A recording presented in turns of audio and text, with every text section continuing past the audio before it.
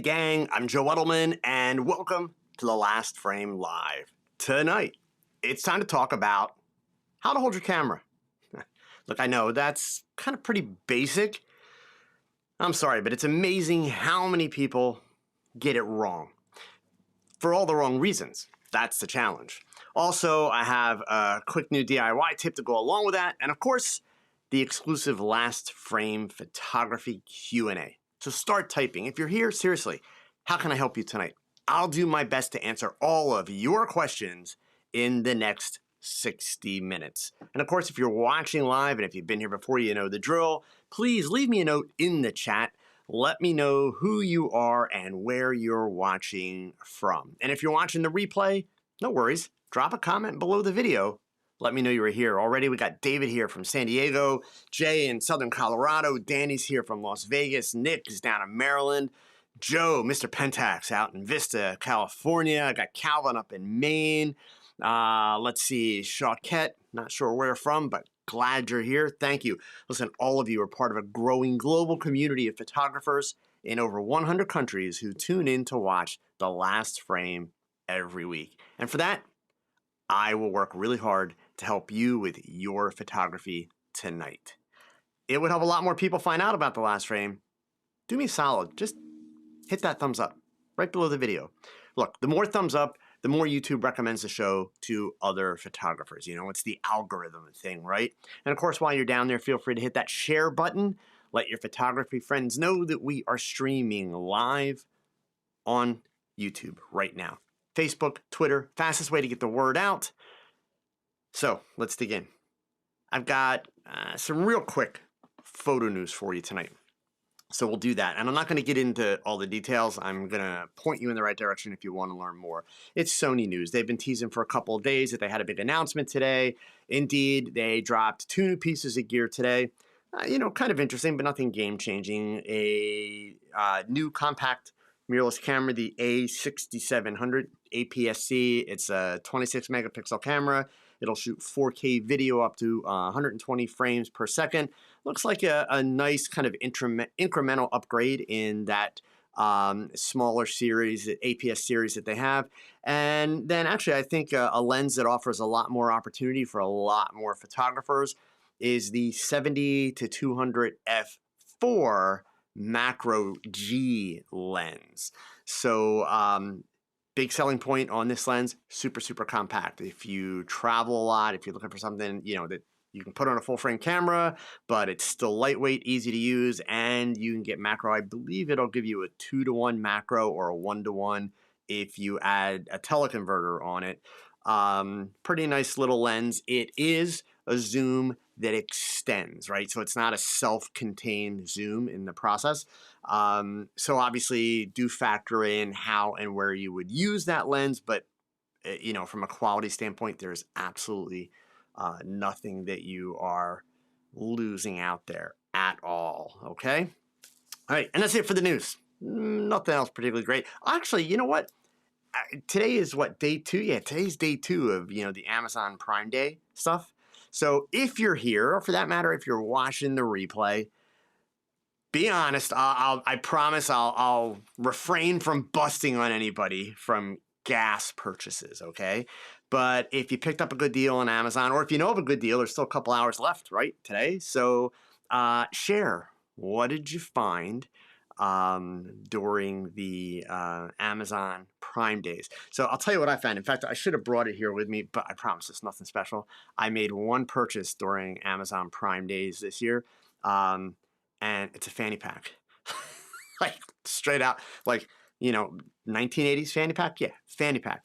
It looks a lot nicer than the ones in the 1980s, but last weekend shooting baseball with my grandson, he's in these tournaments, right?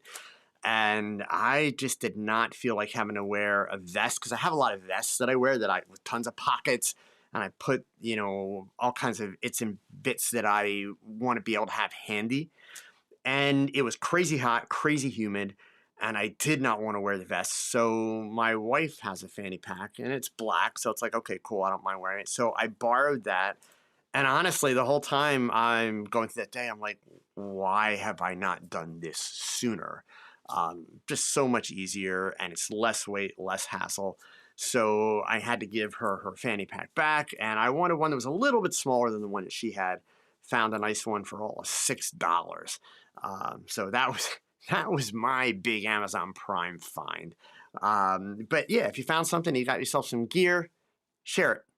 Let us know what it is. Okay. All right. So moving on, let's go ahead and get into our topic tonight, and it is about how to hold your camera. So I'm going to start this conversation with a big set of disclaimers. Okay. And I'm going to trust those of you watching, either live or in the future watching the replay, to apply some common sense. So I'm keeping my fingers crossed there. And I'm going to trust that you are intelligent people capable of processing this information as it will best apply to you. And there's a couple reasons why I'm telling you that. Number one, in photography, if we're not talking about physics, right? So if we're just talking about the creative aspects of photography, there's no 100% right way, has to be that way type thing. That just doesn't exist, right? So there are always going to be exceptions and variations and other needs that will impact this information. That's number one. Number two, I have also, I'm not going to lie, been dumbfounded lately. You all know that last week I was talking about SOOC, straight out of camera. And it just blows my mind how many middle-aged, predominantly white male photographers feel the need to read a headline and debate that headline in a comment on YouTube or on Facebook or Instagram or Twitter without taking the time to either read an article or watch a video. And number one, it's just kind of mind-blowing that they just assume that anybody cares, right? The photo quotes that I share, these videos that I share, this is my experience that I'm sharing with you. I trust all of you to be intelligent human beings and apply this as you wish. But I had a few people go off on me this past week because I delete comments that disagree with my viewpoint. And so before I get into this topic tonight, I want to address why I do that, because I make no apologies. If that makes me arrogant, if that makes me a jerk, so be it. Go find somebody else. But here's why I delete them. When I was in school, and I'm pretty sure this applied for pretty much all of you when you were in school, you know, where there were teachers, I only ever had one teacher per class, per subject at a time. So now we have this cool thing called the internet, right? And for whatever reason, and look, I'm not lying. I'm not trying to be in any way racist. I'm not trying to be ageist. I'm not trying to be a jerk. It is predominantly middle-aged white males, and by the way, middle-aged and older, who seem to feel that it is their obligation to comment and have an opinion and to debate everything they find on the internet. As a middle-aged white male, I am embarrassed and ashamed to be a part of that group. Because why do you think anybody cares? And, you know, photography is about taking pictures. I've been at it for 52 years. I'm sharing my knowledge and my expertise so that you can choose to apply it or choose not to apply it. But to debate me? No. I have no patience or no time for that. So that's why I delete comments. I make no apologies for that. Just like any teacher, I have a curriculum. I have the things that I teach. I have the philosophies and the values that I teach. And I don't get paid to debate them. And I don't see the value in that on the internet. Look, if somebody calls me out and points out to me that something is blatantly an error, in fact, absolutely, I want to know about that. And look, you can go through my comment threads on just about anything that I've done, and you will find dissent that I have left there because the person has not just said, that's bullcrap, or oh, you're wrong, but given a lot of detail and put a lot of effort into explaining their side of it and actually created an alternative. I respect that. I have a tremendous amount of respect for that because so much of what we do, it's not 100% this way or that way, right? So, that being said, the camera thing. This came up recently several times with people that I have been tutoring and helping out with their photography, and it has long kind of been a pet peeve of mine, if you will. But I wanted to just review this, give you the breakdown, give you the reasons, and if nothing else, hopefully get you to read your camera manual. So I'm being very upfront before I even start. That's actually my motivation, right? So all of the interchangeable mirrorless cameras that are on the market today. And by the way, why am I just focusing on mirrorless?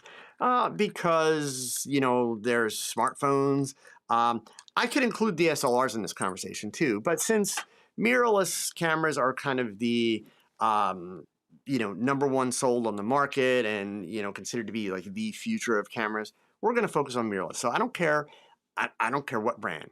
Sony, Canon, Nikon, Panasonic, Olympus, Pentax, whatever. They're all designed to be held the same way. Before I go on any further, let me also point out to you that if you are using, I didn't check every single brand, but I can tell you if you're using a Canon, a Nikon, a Panasonic, an Olympus, for some reason Sony doesn't do it. And there's a joke coming up with that, but go check your camera manual. I looked up the manuals for the Nikon Z8, brand new camera. They actually show you how to hold the camera in the manual. I looked up the Canon, what is it, the EOS is it R5 is like their top of the line or one of their higher up cameras right now, more recent cameras. They show you how to hold the camera in the manual. Olympus does, Panasonic does. And guess what? They all show you exactly the same way. So for all of you, I would encourage you, put some value in the information that your camera manufacturer is giving you because they designed the darn camera that you spent thousands of dollars for. All of the features in that camera, even the stuff that we all love, like the, in-body image stabilization and all of that stuff, are built factoring in that you will hold the camera properly. And look, in the defense of some of you, if you are rather new to photography and you have used YouTube as a learning tool, you have seen a lot of YouTube photographers walking around shooting like this. This is not how you hold a camera in any way, shape, or form. And this is not how you use a camera. This is not how cameras are designed to be used. Because you're human. And you can't use a camera well this way. I'll explain the science in a moment. So here's a second disclaimer for the night. Absolutely, the people, and this is one of those topics, you wait and see. This is one of those topics, the people that do this, they're the ones that will yell and scream and say that I'm just being a bully and I'm telling them how they have to use a camera, blah, blah, blah, blah, blah, blah. Okay? Because they think this looks cool. Because that's what the cool YouTubers do. Here's the point. At the end of the day, when people look at your photographs, they don't really care how you held the camera. So does it matter that you didn't hold it the way it shows in the manual? Does it matter that you held it some way that Joe Edelman says is ridiculous? Well, no, in that context, it doesn't. Absolutely doesn't. If you got the picture, You got the picture. So the reason why I'm talking through this with you tonight is because I want you to understand the science behind the argument. Yeah, science. It's one of those words photographers tend to hate, but it's so important because whether you like it or not, everything that you do with photography is heavily grounded in science. Cognitive, physics, science, right? So, that being said, I'm going to give you the best practices based on how your cameras are designed, based on what your camera manuals tell you, which if you go read your camera manuals, you know. Indeed, current Sony camera manuals do not mention anything about how you hold a camera. Ironically, if you go onto YouTube and you find the YouTubers doing this, most of them have been or currently are Sony shooters. No lie, just saying, okay? So look, here's the way you hold a camera. Allow me to show you. The way they can, and I'm going to tell you what the camera manuals say, and I'm going to tell you the way I like to think of it, but it's the same end result. The camera manuals all tell you that you hold a camera in your right hand, right? Because that's where the controls are. That's where the grip is. All of your button controls, or I should say the most important button controls, are always on the right side on the back of the camera. Some camera models have some buttons out here, but they're not controls that you use a lot. It's all going to be in the right side. Your autofocus adjustments, your dials, all that, right side. Okay? So the way they word it is you hold the camera with your right hand, and then you support it with your left. In my mind, I choose to flip the words. Still the same end result. I hold a camera. We'll stick with horizontal for now. I am going to show you vertical. I hold a camera in my left hand because that is indeed the support hand, right? And I'll come back to that. And then I control the camera with my right hand. You know, potato, patata, tomato, tomato. That's however you choose. But that's the way the cameras are designed to be held for a horizontal picture. Now, why is that important? Why does it even matter? It has to do with stability, plain and simple. It has to do with stability regardless of whether your camera has IBIS in it, right? Regardless of whether there's image stabilization built in the lens, regardless of what features your camera has, it simply has to do with stability. And also function on many lenses, not all, but many. So for those of you that are doing one hand, that's ridiculous because you've got to move a hand in and out to make changes or change the camera, whatever, okay? If you are doing this, that's not helping you. The stability piece is that when you are holding a camera this way, you have your left hand tucked tight against your body, or your left arm, excuse me, tight against your body, and you bring the camera up to your face. You're creating a tight support with your arm pressed against your body that supports the camera, because what movement will you as a photographer introduce? You're going to push down on the shutter release. So you're supporting underneath. The extra arm should not be out here. The extra arm should be in tight to the body. Everything should be very tight. Okay? You'll notice with lenses that have autofocus controls or focus range limiters or things like that, you'll notice that the buttons are on the back. When I say back, closest to the camera body, but on the left side of the lens. They're never on the right side. They're never on the top. They're never on the bottom. They're on the right or the left side of the lens, right? So that when you are holding the camera like this, just a simple movement of your thumb and you can adjust those switches. Super simple. If your lens has a focus lock, it may have the button in several places, but one of the buttons will be right here on the left side. That's why. Okay? Now, what if you're working vertically?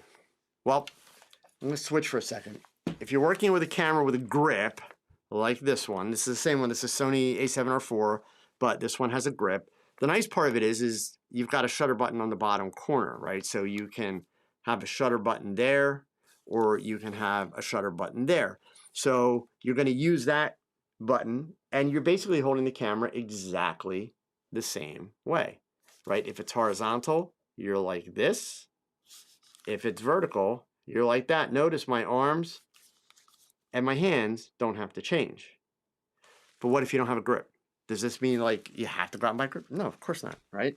So if you don't have a grip, I'll tell you first what the camera manufacturers tell you, and then I will give you an option that a lot of photographers use that I think we could debate whether or not it's as good as what the manufacturers tell you, but I'll admit I've used it at times, right? So basically, if you've got a camera, no grip, and you want to take a vertical picture, you are simply going to rotate the camera in your right hand. But now here's where a lot of people make a mistake. When you bring the camera up to your eye, this is the comfortable position. Keyword being comfortable. I didn't say it's the right position. I said it's the comfortable position. What you should be doing is tucking the arm down. If you have your camera handy, try this. Pick it up and try this. When you pull that arm down, you almost instinctively push into your hand. So with this arm against your body, it locks that camera in place. There's another reason for not keeping the arm out. You know that I started my career as a newspaper photographer. If you are in a crowd of people and you're jostling to try and get an angle, with your arm out like this, people are constantly hitting your elbow, and that's knocking your camera all over the place. So you want your arm down. People still may be hitting you, but you're not giving them that wing to hit. So it's still essentially the same position, just without the grip, right? Either way. All lenses can be controlled with your fingers, right? So here's a short zoom, focus ring, which let's face it, most of us don't touch the focus ring half the time anyway, okay? Or the zoom ring. 70 to 180, same thing. Zoom ring, focus ring, right? All right there without ever having to move the control hand. The control hand is able to operate the back of the camera. It really is that simple. Now, I'm not done with you because I'm going to give you a bunch of reasons why this is a dumb idea. Obviously, by now, most of you are thinking, well, my argument for not doing this is because there's no camera support. That's a big part of the argument, but that's actually not the most important, right? The reason for doing this, by the way, or not doing this, by the way, is also lack of camera support. I see some people that will do this. That's still not, I mean, you try that. You're not getting nearly as much camera support this way as you are this way. Again, at the end of the day, nobody cares how you do this. But what I'm giving you is the information that your camera manufacturers use to design your cameras, to be able to optimize the features in your cameras, right? So, why is it a big deal not to hold the camera out here? Well, basically the big deal is your brain. That's it. Your brain. Your brain is the weak link. We all think that if we're holding the camera out here, we can concentrate on that image and pay attention to the details in that image, and we can shoot that way. So look, here's the challenge. We can, but we can't. The fact of the matter is, when you're holding the camera out here, whether you like it or not, no matter how hard you're concentrating, your brain is receiving information all the way from your peripheral to the camera on both sides. Up, down, left, right, period. It's bringing all of that information in. So you're having to work a lot harder to pay attention to those details. Problem number one. Problem number two, when you have the camera at your eye and you're looking through the viewfinder, you are able to see the details in your frame much better. When you have the camera out here, that nice big LCD screen that you paid extra money for in the latest model camera is smaller because it's further away. So you're actually not seeing the image bigger. You're seeing the image smaller than if you were to hold the camera here at your eye. I'm not done with you yet. This is all brain science. This is all the stuff that as humans, we have no control over. This is how our eyes and our brains work. So you need to learn how to optimize this kind of stuff, right?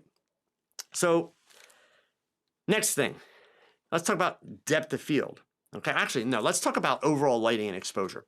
Okay, your eye perceives the scene and the dynamic range in a scene much different than the camera does. You've all figured that out by now, right? But the problem is when you're holding the camera out here, you've got a much smaller view of what the camera's seeing in terms of that range. It's harder for you to evaluate it. By bringing the camera to your eye, you're eliminating the excess information and you're seeing just that backlit image and you're able to evaluate it. Same goes for depth of field when we talk about this. Your eyes have much more depth of field than the camera does, even at small apertures. So your brain is getting two different pieces of information about depth of field, which confuses your brain because your brain doesn't really know which one to pay the most attention to. Because the amount of depth that you see with your eyes is very different than what the camera sees. So you've got this challenge where, the ambient light is impacting the dynamic range of the scene for your eye and your camera differently. Depth of field is different between the two. That's why you're supposed to hold the camera up to your eye. Now, like I started with, are there exceptions? Of course there are exceptions. The Hail Mary over the head where you maybe want to use a viewfinder or aim it up that way, or same thing, you don't want to get too low down on the ground and you're going to get down low and look at it. Absolutely. But the key word in that statement was exceptions, right? Those are things that you are going to do in situations where you really can't conveniently put your eye to it. But 90% of these YouTube videos where you see these people out shooting with a camera out in front of their face, there's nothing preventing them from putting that camera to their eye. So the point of the matter is, 99% of the time, they may do just fine. But I guarantee you, if we could see all of their work, in other words, unedited, unculled, over time, they have plenty of frames where their composition's off, where their exposure's not what it should be, because they're being fooled, because they're human, right? So let's go back to the camera manuals for a minute. The things that the camera manuals are telling you, right? Stand with a stable posture. So you want to plant your feet whenever possible, approximately shoulder width apart.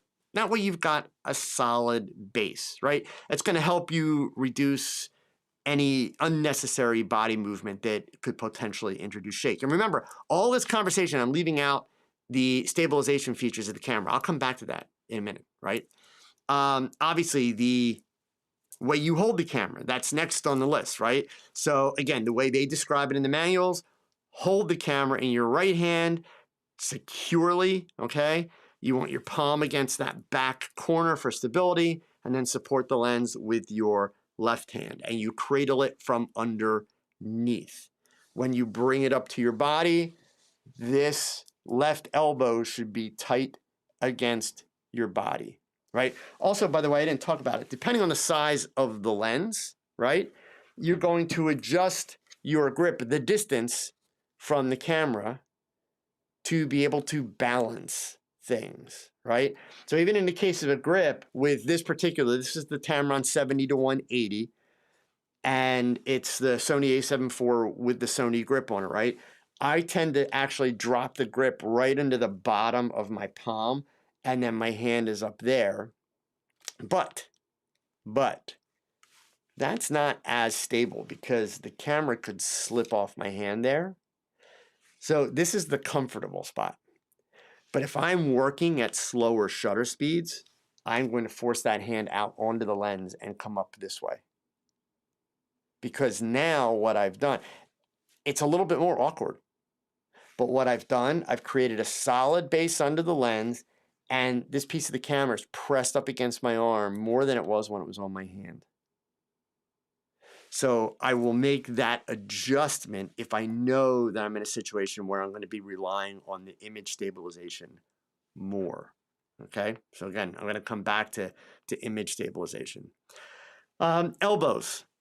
Simple rule of thumb for elbows is tuck them in and get them as close to your body as possible, right? So, using a grip, it's going to be like that. Without a grip, same thing, right? Tucked in, close to the body on both sides, and even if it's a vertical shot, tucked in, close to the body. Another thing that helps minimize any kind of camera shake or motion, because you're using your body as a brace, right? In addition to bringing it against your forehead. So, for me, I don't try to push the camera against my forehead because then I'd be tilting it up the whole time. But my thumb, which is in the back of the camera, that's against my forehead, right? That is pressed against my forehead all the time, right? What that's doing, it's giving me another point of contact for the camera against my body.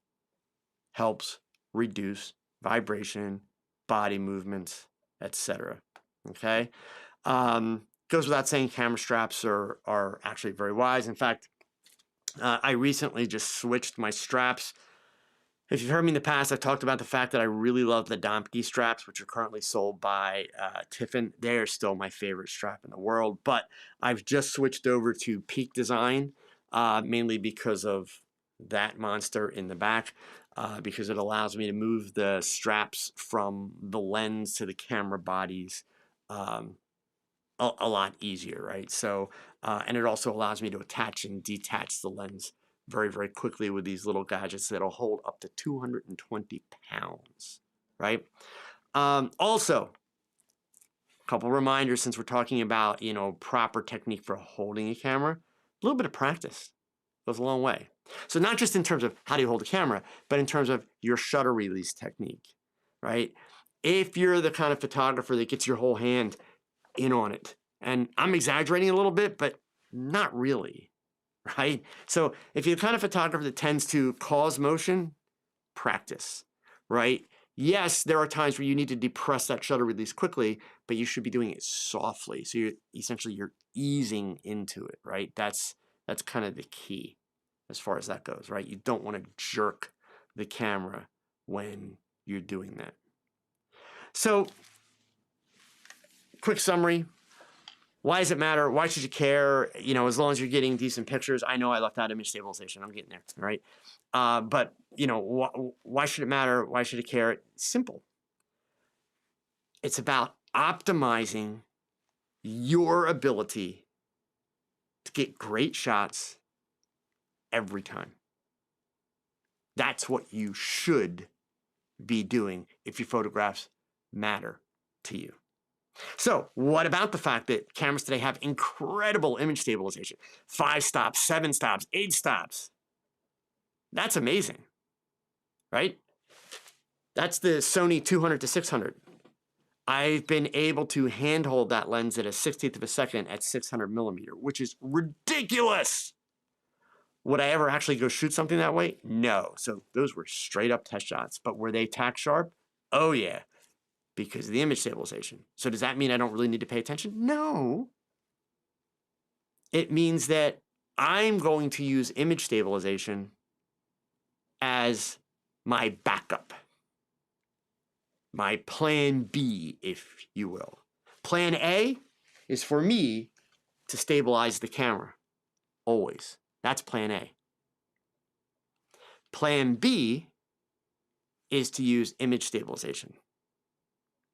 And plan C, if your camera has it, not every camera has it now, but even like the GoPros now, you know, they have that hyper smooth where essentially you can put it into hyper smooth. It's going to shoot an 8K image, but give you a 4K version of it because it's going to use software and it's going to go frame by frame and realign all the images if you're jerky.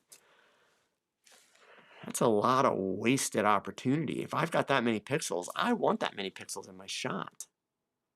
I don't want to rely on a technique that's going to throw away that many pixels. Are there sometimes situations where that's the only way you get the picture? Sometimes, in which case, that's what's great about having that feature. That's what's great about having the image stabilization.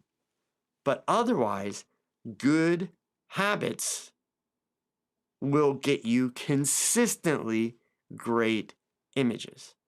So it's about understanding how the cameras are designed to work, which your manuals will tell you unless you're a Sony user. God knows why they don't have that in the manual. I mean, legitimately. It seems kind of, in today's world, it almost seems kind of like, why do they need to tell you how to hold the camera in every manual? But you notice they do, all except for Sony, Canon, Nikon, all the others, they tell you how to hold your camera, right? There's a reason for that. They're making sure that you understand this is how the camera is designed to work. This is how you optimize what this camera can do. And I'm adding to that all the reasons that as a human, you're actually making it harder. Like, I'll give you an example that I talk about a lot. Let's say, because a lot of you, if you follow me, you shoot people, you want to shoot people, models, things like that. I always joke, don't be the photographer that like takes the test shot, you know, the model standing in front of you, takes the test shot, looks at the back preview and is be like, oh crap, right?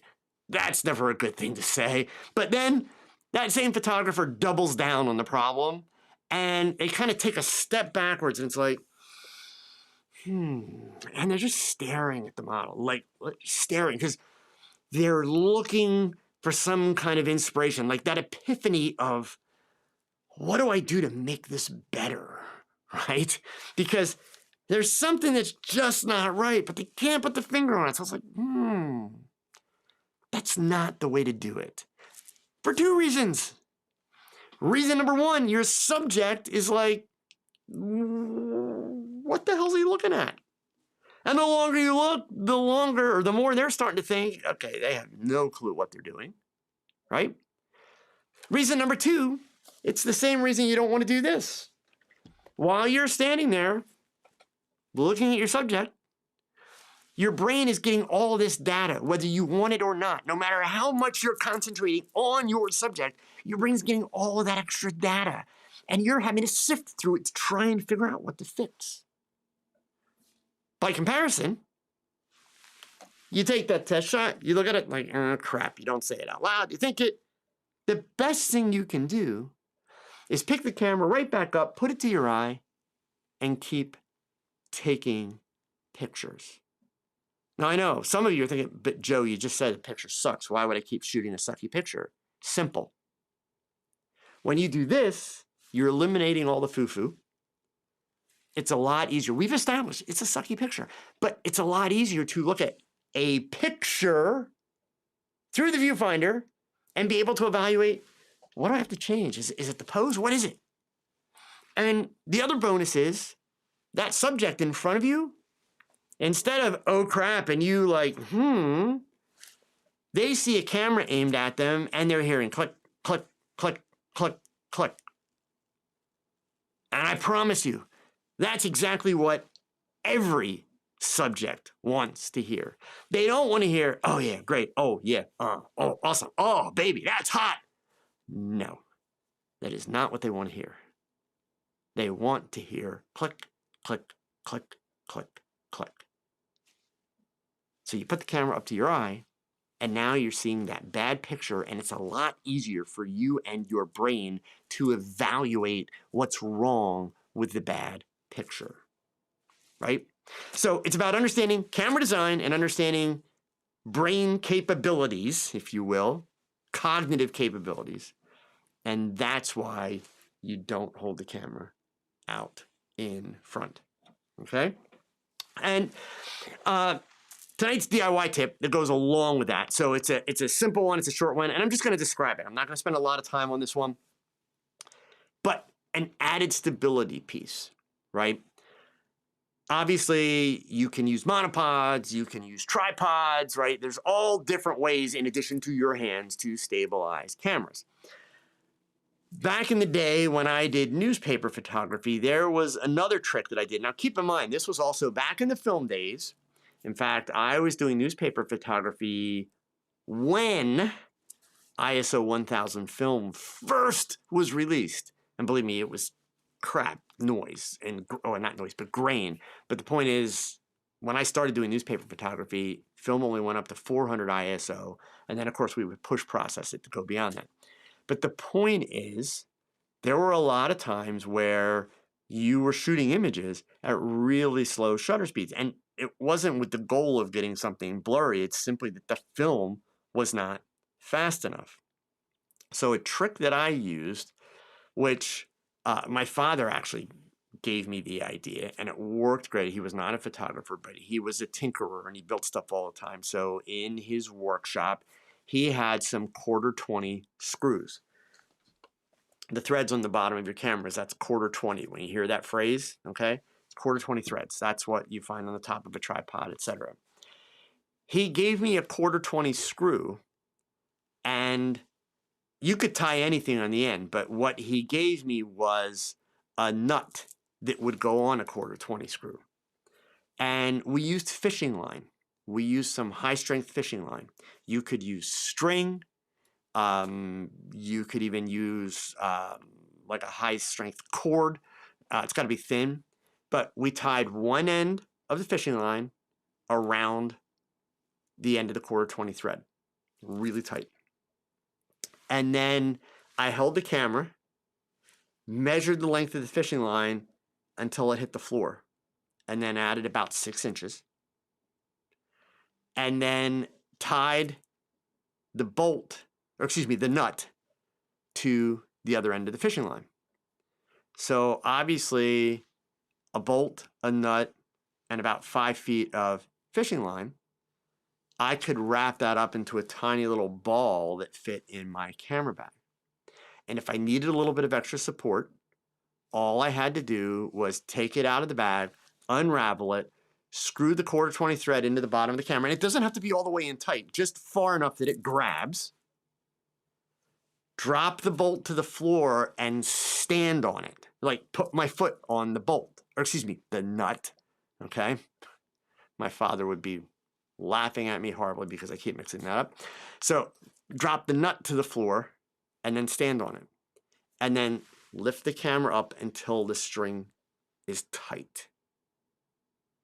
So in other words, I'm pulling up against the string.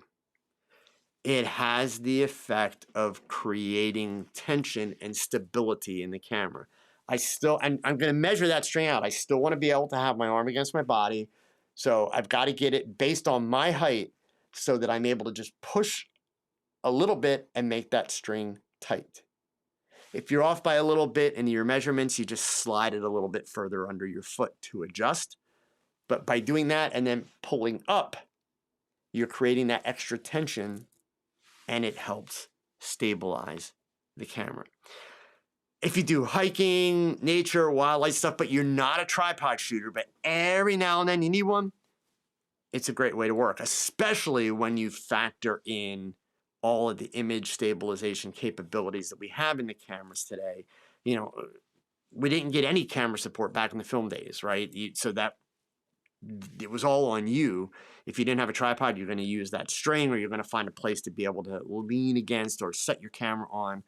But now, using a technique like that on top of the image stabilization that's in the cameras, you can do amazing things that way. Doesn't take up any weight. It'll fit in a pocket, so it's super easy to take along, doesn't get in the way. And if it's one of those situations where, yeah, I don't really like shooting with tripods, but every now and then I just need a little something extra, bingo. That's what you want to go with. Okay? All right, so let's dive into Q&A. I don't actually think we saw a whole lot of questions, so how can I help you? Let me just scroll back here and see where we were at.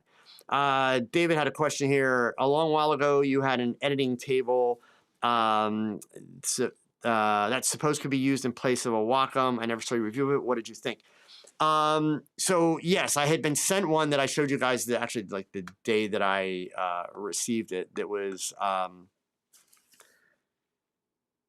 trying desperately to rename the brand name. Bottom line, David, I would not have paid money to purchase it. Hence, there was no review. And this was honestly a big reason. Well, not this particular piece, but part of the reason why I stopped accepting product from companies and things like that. Because look, they're spending money. They're sending you the product. They can't resell it at that point. I was a hard ass. People would send me this stuff, and I tell people out front, look, I'm not going to promise you a review. If I like it and I use it, then I'll show it off and I'll review it. But if I would not spend money on it, I'm not going to review it. If you want me to send it back, I'll send it back. But that would have cost them even more money then, and nobody ever asked for it back. I was not fond of it for two reasons, and I would have to go back and try. For the life of me, I'm sorry, I cannot remember the brand name off the top of my head. But there were two things that I had an issue with. One was the fact that even though you plugged it in via USB, it essentially was taking up a display driver on your machine. So for my Mac setup at the time, I did not have the ability to add any more monitors to my setup. Like even right now, I have, I'm working off a laptop which has a monitor obviously built in, and I've got two external monitors. Plus, I use an iPad that is also got information on it from this setup. So I would have had to basically sacrifice a monitor while I was using that tablet, and I was not wanting to do that. And secondly, the overall problem, honestly, was that the resolution certainly did not even come close to comparing to an Apple display.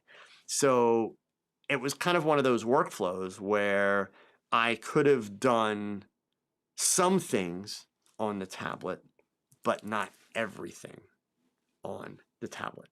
So for that reason, I have not used it. I've given it away. Part of that conversation, I will say, and I'm always happy to weigh in on this topic. Wacom sucks. What sucks about Wacom is their customer service. It's absolutely horrendous. The software that they write, they create the software, which is the quote unquote drivers for their tablets. It is extremely finicky. And if you've ever had a problem with their software and you reach out to their customer support, the first thing they do is they start telling you, we'll reinstall everything, just reinstall everything, just reinstall everything. And that generally doesn't work. And then if you push hard enough with their customer service to get them to actually help you, you start to realize that, the problem, or the reason why the reinstalling doesn't work is because their software drops like 15 different files all over your computer. And you've got to go track them all down, and you've got to eliminate all of these and reinstall it. And then if that reinstall doesn't work, you've got to go track all those pieces, all those files down and remove them. And even if you use the software for Windows or Mac that helps you uninstall programs and make sure that you get all the files, guess what? It never gets all the Wacom files. Never.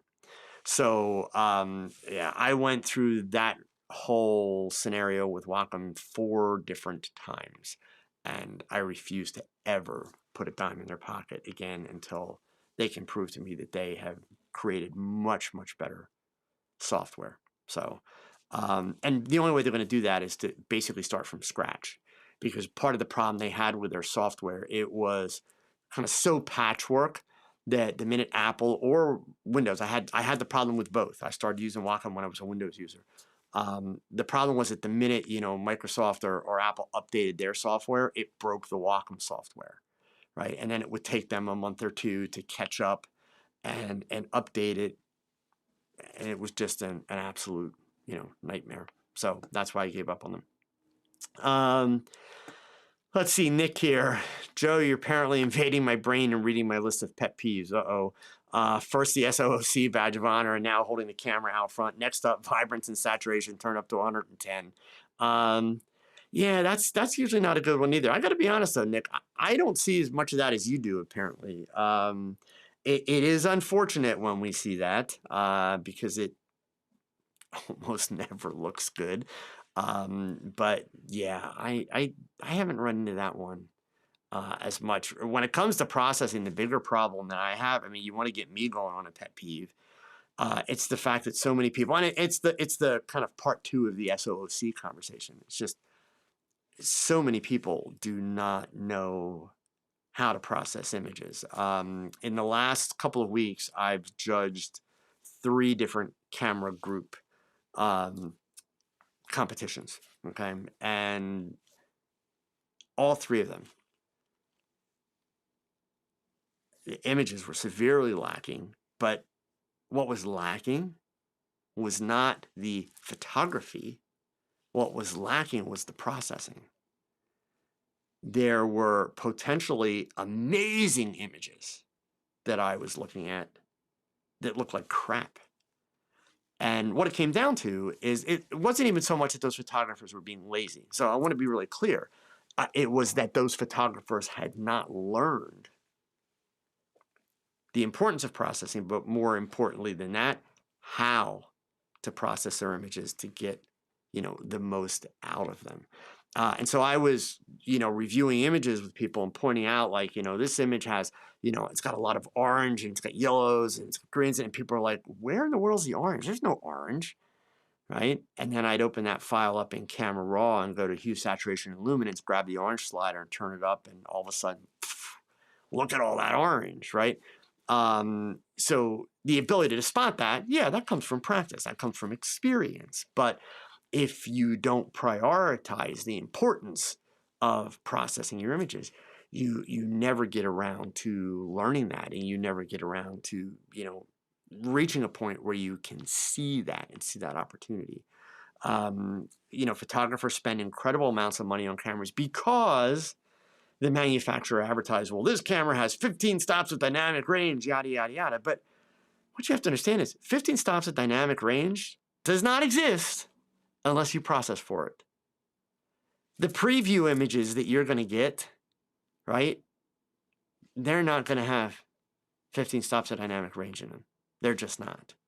So if you're not processing your images to manipulate that and really work that and bring that out, because also, let's be clear, most images don't need 15 stops of dynamic range, but when you need that range, if you're not processing your image to get it, it's not there. It's simply not there. So you're kind of spending that extra money, but then you're not really using the features that get you access to that feature, right? So it requires, that additional work, unfortunately, okay? Let's see. Oh, Jay here. An Amazon indulgence. That's a good word for it, an indulgence. A mannequin head. Awesome. And you're going to name her Lila. Okay. Very good. Cool. Trust me, Jay, mannequins are a game changer if you're trying to do portrait work, to learn lighting, want to learn to work with colored gels, all that kind of stuff. Mannequins are awesome to work with. All right. Lynn from New York. I have to remind myself to keep my arm down when shooting vertically. My elbow does what like you said, yeah. And, most photographers run into that problem. And it's simply because when it's up, the elbow going up is actually more comfortable, right? That just feels more natural. You just kind of let it hang, right? And it's not a problem if you're not in a crowd, right?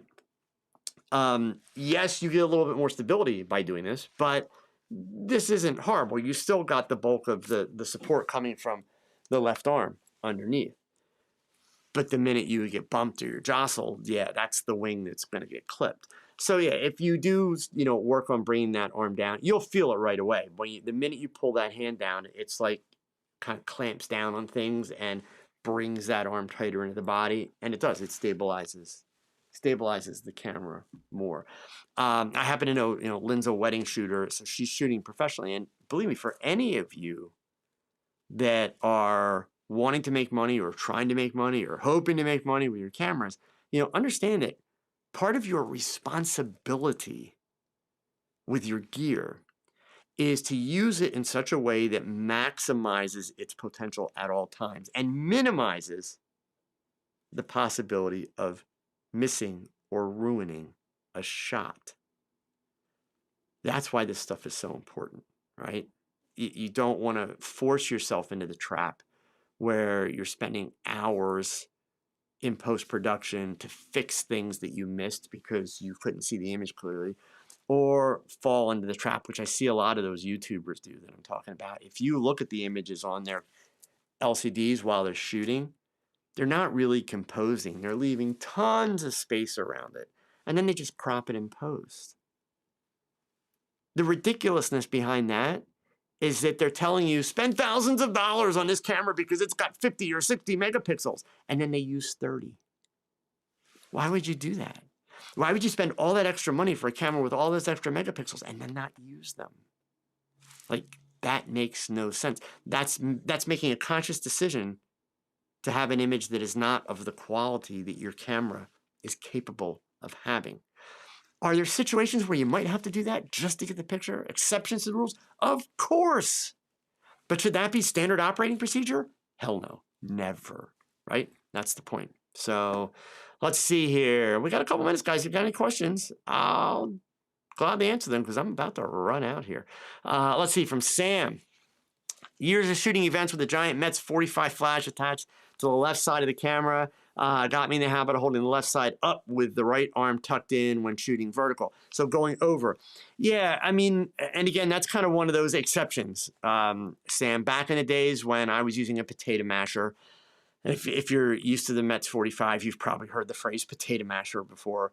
It was kind of almost a requirement to take the left hand up and over, because if you took the left hand down, you were putting your flash below the camera lens, which would give you top shading, right? So the gear that we were using, in and of itself, pretty much necessitated that. In today's world, shooters aren't using on-camera flash as much, and when they are, they're not using potato masher type strobes. So fortunately, that's not as much of an issue. But certainly, if you did it for much of your career, it's probably baked it in, as a habit. I'll be honest, there were plenty of times for me when I was younger, if I was going to do a vertical shot, instead of doing this, because again, this is awkward. It takes a little bit of getting used to. This is how I do it now, because I like the extra tightness that I get. But I always used to go that way. Like that was my setup, was to flip it under and break it. And now I'm supporting the camera on my right arm, and I'm using my right hand, and just kind of controlling with the left. And the reality of it is, it's not as stable. It's just not. If you try it, you'll be able to feel right away the front of your lens has a lot more give to it as you're holding it that way. So, Sandra, I struggle with this, Joe. Your explanation is a game changer for me. Thank you. And I'm honestly, if it has helped, Sandra, I'm thrilled. It's kind of one of those things. It's actually a lot easier than a lot of people perceive it to be, and it goes back to the camera manual, right? Reading the manual and understanding that the stuff that's in the manual is coming from the people that designed the camera, so they kind of ought to know, right? So let's see here, from Rick. I'm glad you're talking about using the viewfinder. I laugh when I see people who don't. Sorry, but to me, they're amateurs. Yeah, I won't go so far to call them amateurs, Rick, because look, I'll tell you straight, I know professional photographers who are really talented shooters that do it. But the fact of the matter is, right, they are not, those photographers that do that, they are not optimizing their potential with the camera. And, in defense of quite a few of the YouTubers that do it, some of them, not all of them, they started in photography by watching YouTube. And they saw other YouTubers doing it, so they learned it that way. And that's just how they learned. Doesn't make it right, doesn't make it the best way to do it. It's just, that's kind of where they learned. Unfortunately, and I don't know if he still does it. I mean, we used to have examples like Jason Lanier, who would, hold the camera out here with one hand and his other hand, his left hand, would be in his pocket. Like, really, what the hell is that? Right? That is not only not cool, looks stupid, that is just a horrible practice, period, right? But, again, for these YouTubers, that's the example that they're setting for other people. And they do not have a viable justification for doing it. In other words, there is not a viable benefit that you can argue for doing that improves your photography. There simply isn't, right? Okay, gang, listen, we're out of time. Thank you for watching.